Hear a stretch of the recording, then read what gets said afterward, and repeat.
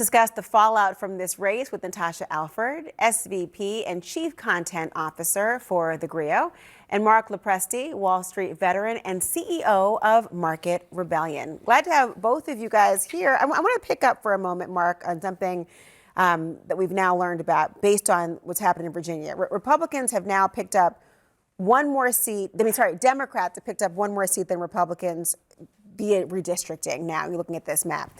Did Trump and Republicans then overplay their hand in even picking this fight? I think it still remains to be seen. We are going to be taking the fight to Florida.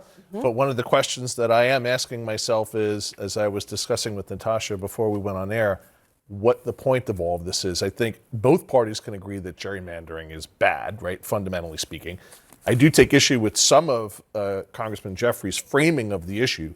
Virginians actually did vote on this. They did take it to a vote in 2020, and they passed a bipartisan legislation essentially outlawing gerrymandering under this fair maps system. So this was a decision that had already been voted on by the people of Virginia, and I think that's important as part of the discourse. But now it remains to be seen.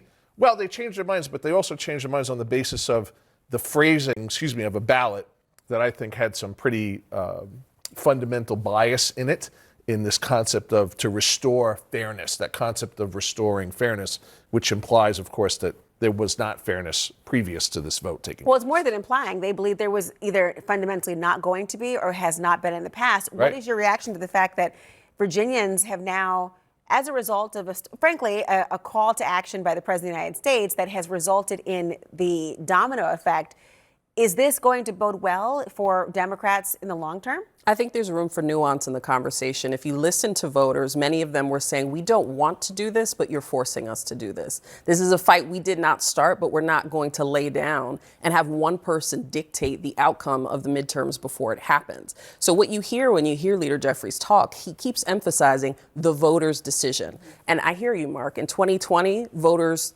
made a decision. We're now in 2026. It's a different world.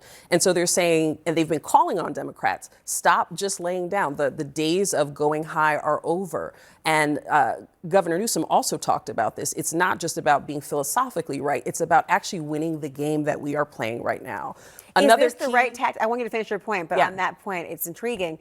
Do you think this idea of, if they go low, we go high, and this idea that Democrats were trying to politically hold on to a moral high ground and often accused of playing the entirely the wrong game or not reading the room, is this pivot the one that will be successful for them to restore power for themselves? I think it certainly rallies people. If you feel like you've lost the game and there's no chance of winning, people check out. They don't come out to vote. But what you saw is that people were really engaged in this. And also, when you talk about purity, they were handing out, we're talking about people who were against the redistricting on the Republican side, flyers with language about Jim Crow. So the same party that has traditionally been disenfranchising voters of color was trying to tell these voters that, in the name of, anti-Jim Crow sort of stance, you should vote no against this. When they know good and well that what they were standing for was actually basically rigging an election that took away voters' voices. So I think it's clear why the Democrats did this.